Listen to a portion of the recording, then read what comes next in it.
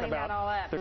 about a big fence, believe it or not. Wow, that's fascinating. We're going to have to watch that story. In the meantime, also happening on Capitol Hill, some new information will soon be emerging about the former IRS official at the center of the conservative targeting scandal. The IRS agreeing to turn over all of Lois Lerner's emails to the House Ways and Means Committee after the House voted to hold her in contempt of Congress for refusing to testify.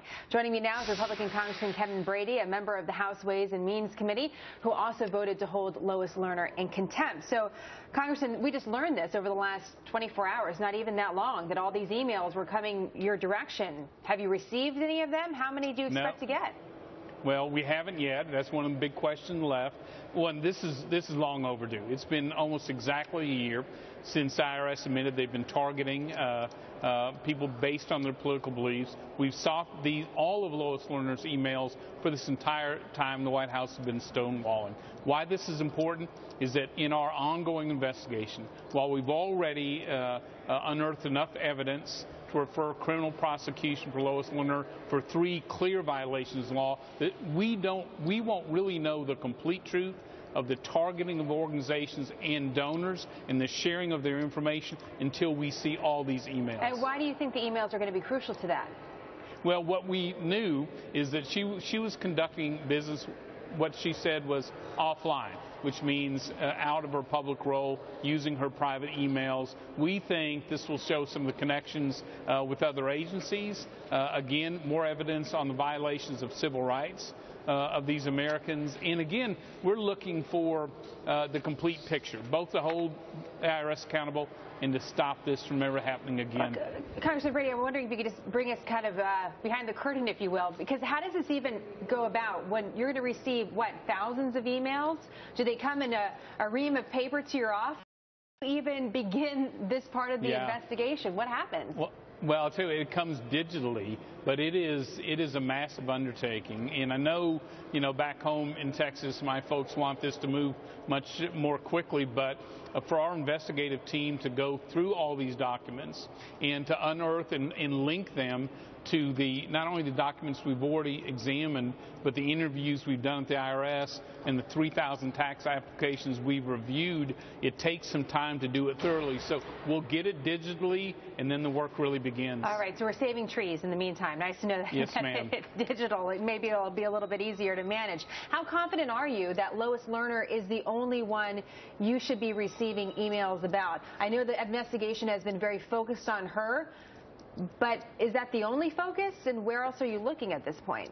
No, she's not, but in our early interviews with IRS personnel, it became clear this wasn't being done by a few rogue agents in Cincinnati or anywhere else, that it was really being driven from Washington.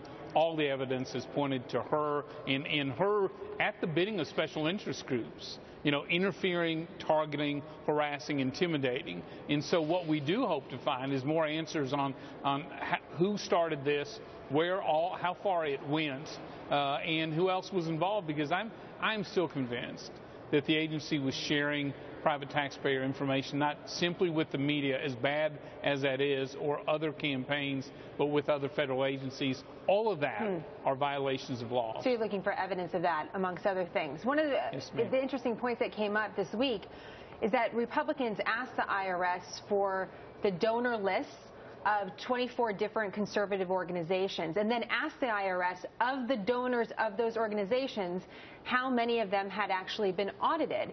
And it turns out, after some back and forth, 10% of the donors who donated to these conservative groups were audited, and that compares with about 1% of the general public that does get audited.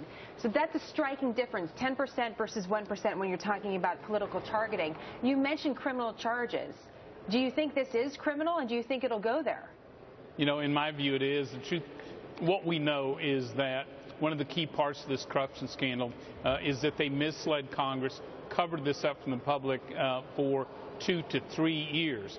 Since then, almost every claim by the IRS has been proven to be untruthful, including the claim that while they did receive some of these donor lists, they quickly and immediately eliminated them. Truth is, they didn't. In fact, they targeted them. And although even the number isn't large, the truth is these conservative groups were scrutinized at 3 times the rate of the average American individual or organization. Again, another claim knocked down by the evidence. You know, Congressman, I know that taxes has been something that you talked a lot about during your career as a politician, and I want to just talk to you about a bigger issue here about tax reform. Yes, obviously, there has been an issue with deciding or determining which groups are tax exempt and which groups are not. And there seems to be some gray area, and this really came up after the 2010 midterm elections, a different ruling from the Supreme Court. There's been added confusion over this.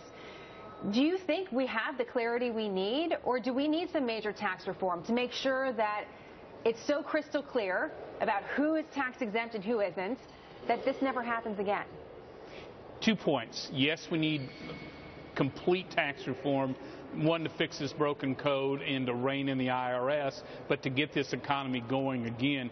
But in this case, there is very little gray area. In fact, there's 50 years of precedents and rulings in this specific area for these specific exempt organizations that holds true. And even the Inspector General, who said, look, here's one recommendation that you ought to follow up on. The rules the IRS and Treasury have laid out targeting these groups doesn't even address that. So the gray area, even with the recent rulings, is still relatively small. And the White House and Treasury decided to go after, I believe, even more targeting of these organizations with their regulations. An interesting context for us, because it's one of the things that we hear. There was an overwhelming amount of new political groups, this new Tea Party movement, and it was very difficult to manage. And that's one of the things that we've heard as we've gone through this story. But as you point out, perhaps it's clearer than one thinks. It's a little intimidating sometimes, that tax code for all of us. Yeah. Congressman, we hope we have you back on the program. When you see the emails, you can talk a little bit more about it. It's a deal. We look forward to talking to you. Thank you, sir. Thanks, Jen.